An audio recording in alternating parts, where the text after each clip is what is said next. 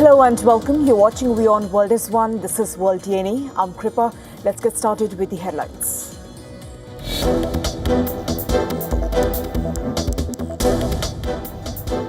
Russian strikes on Kyiv kill at least 4 people and injure 15 others, including 2 teenagers.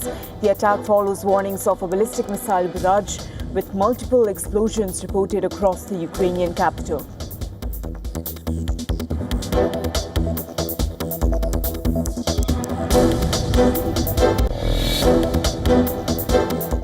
मुझे तो गालियां दी गई, मेरी स्वर्गीय माता को भी गालियां दी गई और बचपन में गलतियों से सुधरने का अवसर भी होता है.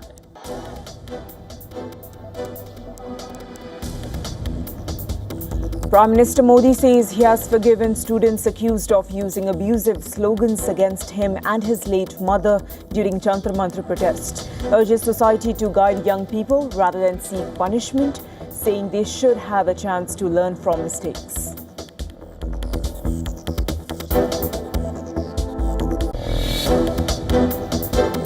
We'll be hitting them. We'll be hitting them very hard. And at some point they're going to say, we just can't take it anymore. Donald Trump threatens further strikes on Iran, saying attacks could be intensified. A US media reports he is considering renewed operations, including possible energy targets aimed at pressuring Tehran to surrender.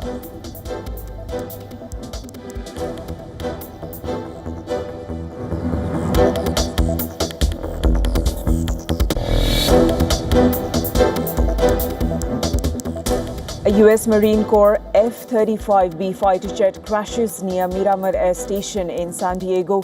The pilot ejects safely and is hospitalized with non-life-threatening injuries, while firefighters contain the aircraft wreckage fire.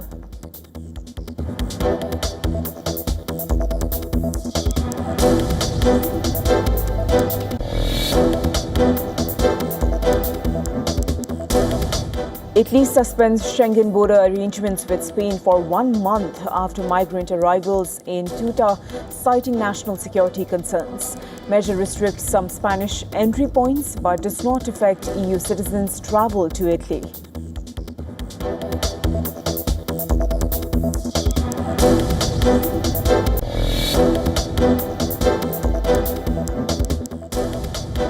A 4.7 magnitude earthquake strikes Italy's Campi Flegrei volcanic area near Naples, causing minor damage and power disruptions. Authorities report no emergency requests, though firefighters handle minor incidents.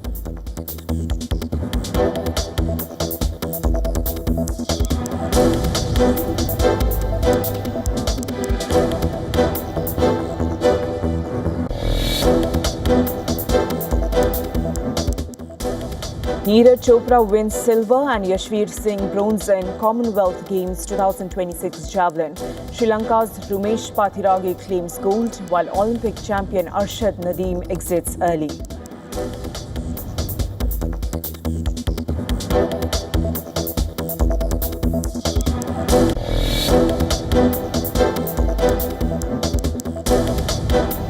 FIFA abandons its proposal to allow private investment in its flagship tournaments following strong opposition from football officials worldwide. President Gianni Infantino says decision reflects FIFA's commitment to unity, confirming the plan will not proceed.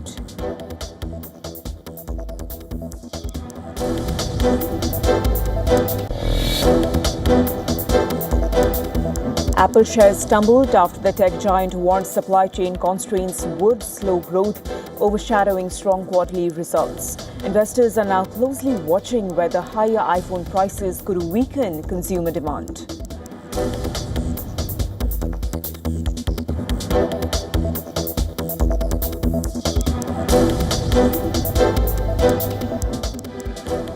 Our top focus on World DNA. US President Donald Trump has threatened to hit Iran very hard. As US media reported, he was considering renewed heavy attacks as soon as this weekend, including against energy infrastructure targets. Trump said he is losing faith in talks with Iran, while US Treasury Secretary Scott Bessent added that Washington is searching for Iranian assets all around the world so that the money can go to the Iranian people. Trump and Bessent made the remarks on Iran at a cabinet meeting held at the Camp David presidential retreat in Maryland. We'll be hitting them. We'll be hitting them very hard. And, at some point they're going to say, we just can't take it anymore. On your orders, we started in March 2025. In December of 2025, the largest bank in Iran collapsed. The central bank had to print money, caused inflation. Now they got 180% inflation. They aren't able to pay their troops. And on your orders, we are searching for their assets all around the world, and that money will go to the Iranian people. The remarks came as CNN reported that the US was planning fresh strikes on Iran as soon as this weekend. However, the report also cited US officials who cautioned that the strikes could also be called off last minute. Another report by CBS News suggested that US and Israel were jointly planning what it termed as the harshest bombing campaign aimed at Iranian energy infrastructure targets. The reports have caused stir in Iran, with the Iranian officials warning US and Israel against any such action. Iran's Tasnim news agency, quoting senior security officials, said that attacks on Iran's infrastructure would be a form of recklessness. Tehran has reportedly prepared a comprehensive plan to respond to any potential American attack by targeting Israel and US energy infrastructure in the region. Amidst these developments, US forces continue to enforce their blockade of Iranian ports. In a statement, the US Central Command said that Strait of Hormuz remains open for commercial vessel transit and Iran has no control over it. It further said that thousands of ships sailed through the international waterway in past 4 months. CENTCOM added that as of July 30, it redirected 30 commercial vessels, disabled 2 and boarded 2 to ensure full compliance, while it allowed nearly 30 ships carrying humanitarian aid to pass through the blockade. On the other hand, supporters of Yemen's Houthi movement gathered in the capital for an anti-Saudi rally, voicing support for the group's leadership as tensions with Saudi Arabia continue to escalate. Crowds filled the Sabian Square, waving Houthi flags and chanting slogans denouncing Saudi Arabia, the US and Israel. Meanwhile, a funeral was held in New York City for US Army Staff Sergeant Angel Rampersad, 2 weeks after she was killed in an Iranian missile strike on a US air base in Jordan. The flag-draped casket was carried into Calvary Assembly of God in a neighborhood of Queens before the service. Veterans and a color guard gathered outside as mourners entered the church, where funeral flowers and wreaths had been placed. The funeral was also attended by New York Governor Kathy Hochul and New York City Mayor Zohran Mamdani.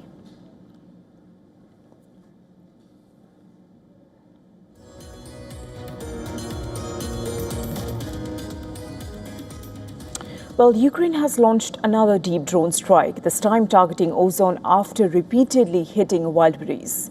On the other hand, as missiles continue to rain on Ukraine, civilians face danger not only from the skies but also from a severe shortage of air defense systems and proper shelters.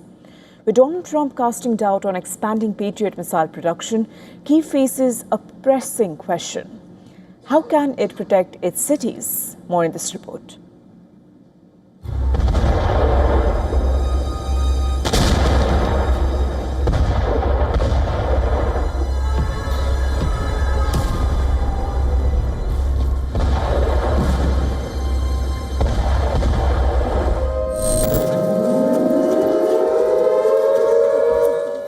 The warning sirens sound. People run for cover. But where do you hide when there is nowhere safe to go?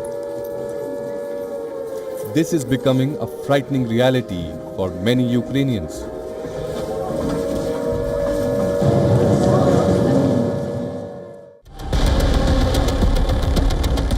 On Thursday, Russia launched another heavy wave of missiles and drone attacks across Ukraine. Explosions rocked cities. Air defense systems raced to intercept incoming threats. And once again, civilians were forced to take shelter wherever they could. But Ukraine's problem is growing. In many areas, there are not enough proper shelters.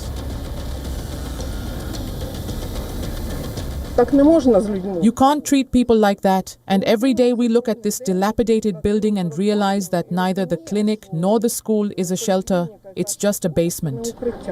I think the government didn't take the 5-year war seriously, and these shelters shouldn't be in basements like that, because those basements won't save anyone. They'll just be crushed under the rubble with all those people inside. Укритті вони вже малися не в таких підвальних приміщеннях.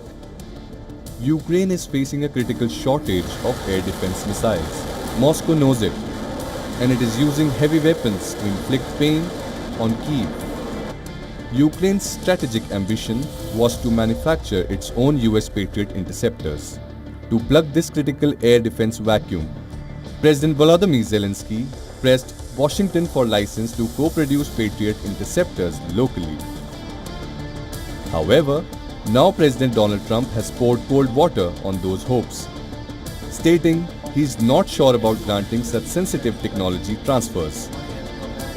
Right now, the war is only intensifying. Russia's second largest e-commerce company, Ozon workers rushed for safety, as in Ukrainian drones struck hard.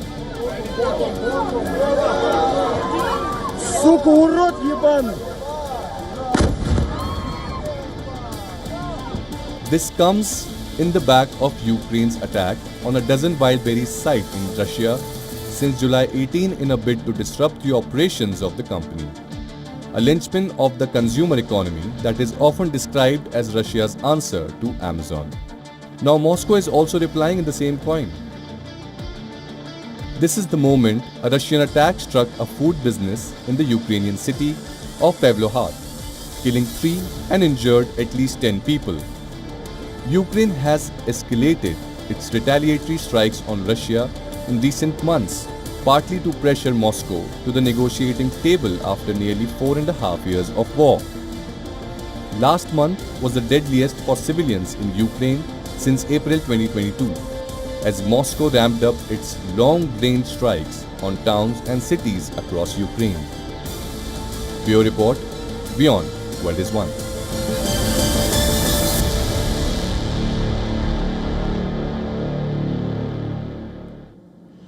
At least 10 people were injured after a 4.7 magnitude earthquake struck the Campi Flegrei area near the southern Italian city of Naples. The earthquake hit at 7:46 p.m. local time, with 10 tremors recorded by 8:25 p.m. The epicenter was located in the Campi Flegrei, a supervolcano, where the 4.7 magnitude quake was the strongest of the seismic swarm. Authorities reported power outages, disrupted train and metro services, and minor damage to buildings in and around Naples. Residents were seen rushing out of their homes as boulders tumbled onto parked cars, crushing several vehicles. A building facade collapsed in Pozzuoli, while fire services received reports of property damage in other areas. However, no injuries were reported in connection with these incidents. Local train and metro services were suspended as a precaution following what was the strongest earthquake to hit the region during the current phase of seismic activity.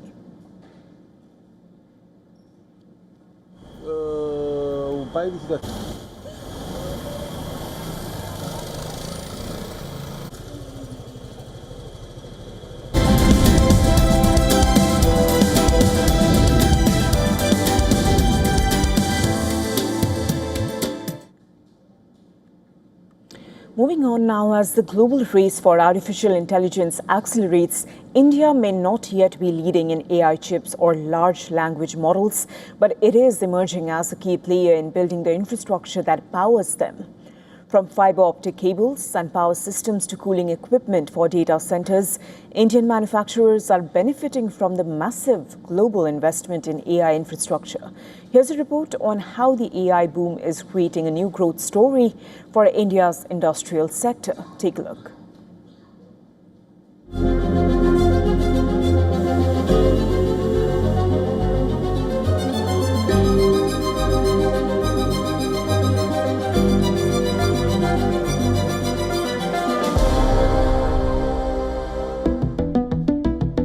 While the global race for artificial intelligence is largely focused on advanced chips and AI models, Indian companies are finding opportunity elsewhere.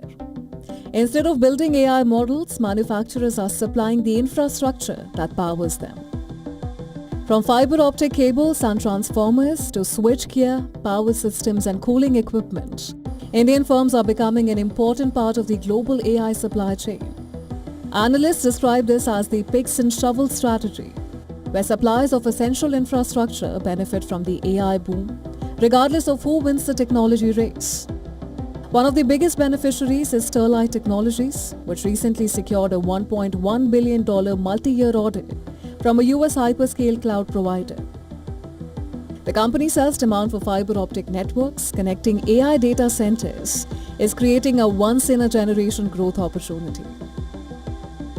I think the way we think about this is that what do ultimately the data centers require, right? They require extremely high speed, high performance and low latency networks. They are built around what are called availability zones, and so they have to offer their customers availability zones, and we are a core part of enabling that. We are currently working with multiple hyperscalers. We have recently also announced one large deal with one of the hyperscalers, which is north of $1 billion. This comes even as India's broader technology sector faces challenges. The country still lacks a globally competitive AI foundation models and remains dependent on imported advanced semiconductors. Investors are also concerned that generative AI could disrupt India's $315 billion IT services industry by automating many outsourced software and customer support functions. Despite concerns over stretched valuations and growing environmental opposition to data centers in some overseas markets, industry executives remain optimistic about India's long-term prospects. India currently hosts nearly 20% of the world's data, but accounts for less than 5% of global data center capacity, leaving significant room for expansion. I think we're well placed, whether it comes to land, power availability, and I think the way the push is coming both from the center and the states, I think this is the right time, and I think many companies are looking at not only setting up but having 5 to 10 year investment plans in India. Over the past year, US hyperscales have committed around $57 billion towards new data center capacity in India, while domestic giants have pledged a combined $100 billion for digital and infrastructure projects. Operators say that India has so far seen limited resistance to data center development as compared with the United States and Europe.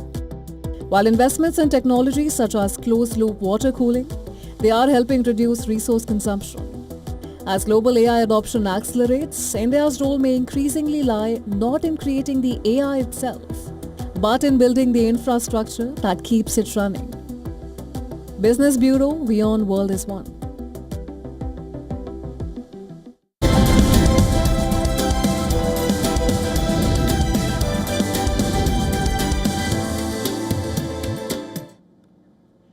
Well, Italy and Milan football legend Franco Baresi has died at the age of 66. Baresi is widely regarded as one of the greatest defenders of all time and leaves behind a glorious legacy.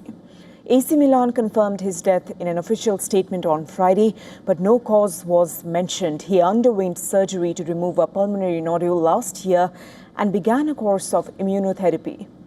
Baresi was one of the most iconic players during the golden era of Italian football in the 1980s and 90s. AC Milan paid tribute to Baresi with this statement. I read it here. The entire history of AC Milan is in tears following the passing of Franco Baresi. His example and integrity will be forever etched into the club's DNA, just as his iconic number 6 shirt is. The condolences AC Milan extends to Baresi's family at such a difficult time are shared by every Rossoneri who feels this loss as their own. Well, a Milan legend, he played 19 matches across 19 seasons for the club, winning several titles. Baresi was the heart of the Milan side that were known as the Immortals. He was the captain of the Milan team, which won 3 European Cups and 6 league titles across the 1980s and 90s. His international career was also legendary. He was part of the Italy squad that won the World Cup in 1982 and then captained the side that reached the final and lost to Brazil in the 1994 World Cup. Baresi served as Milan's honorary vice president since October 2020. Milan had also retired his number 6 jersey after his retirement from the game in 1997. His former defensive partner, Paolo Maldini paid tribute to him. He said, and I quote it here, "You protected me when I was a child, guided me as a young man, and inspired me as an adult. You were the greatest footballer I ever had the honor of playing alongside. We will miss you, Captain, but the light of your star will continue to guide us forever."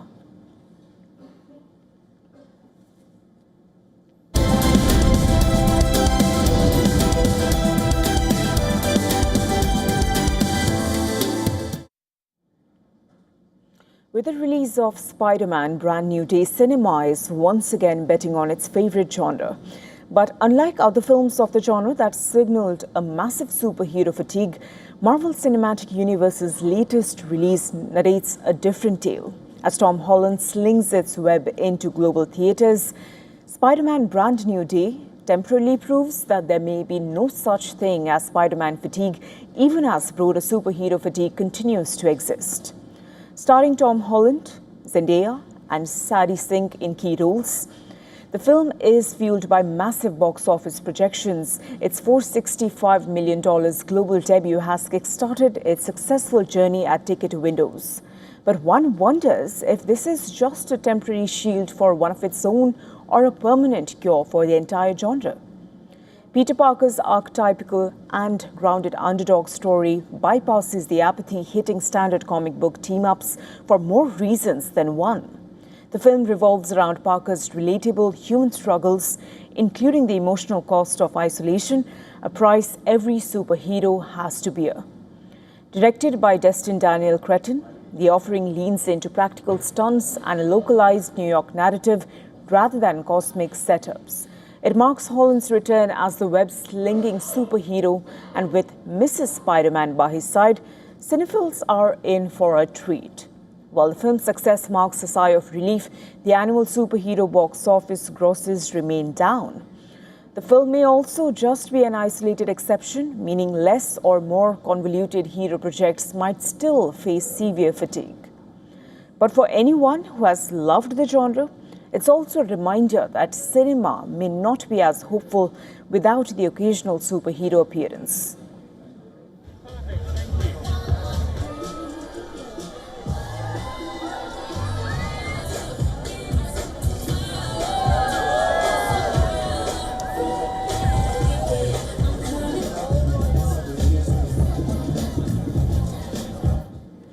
With that, it's a wrap of World DNA, but we'll be back with more news and updates on the other side. Stay tuned to WION World this one. Thank you for watching.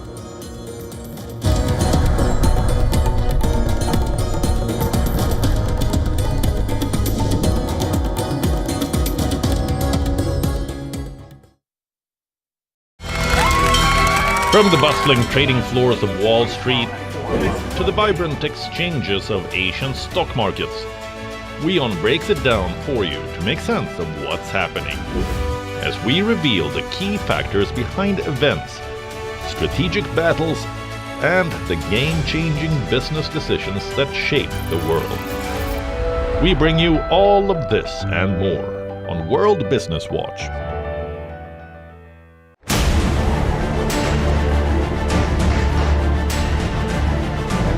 On Inside South Asia this week, Pakistan-occupied Kashmir is on the boil yet again.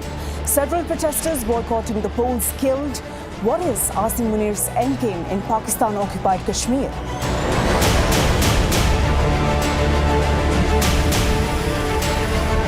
From India to Pakistan and Afghanistan, floods wreak havoc across South Asian nations.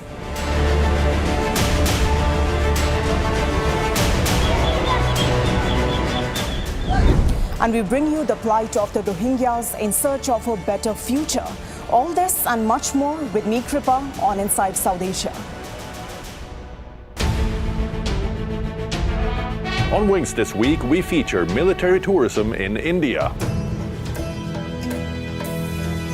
We also cover all 25 new additions to UNESCO's list of World Heritage of Humanity, including one in India, only on WION World is One.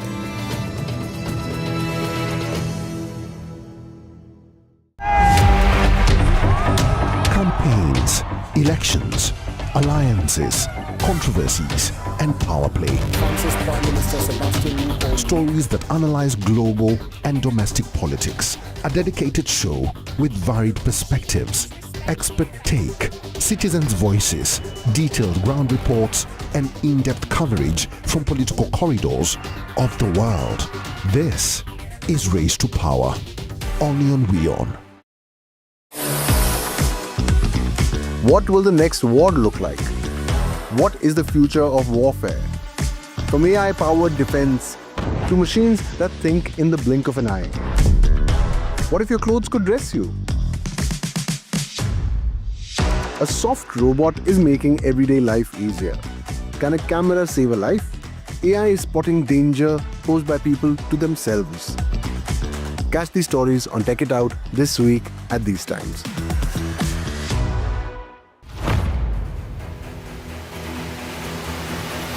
Get the latest updates. Breaking news. Credible, clear, continuous. Experts across aisles.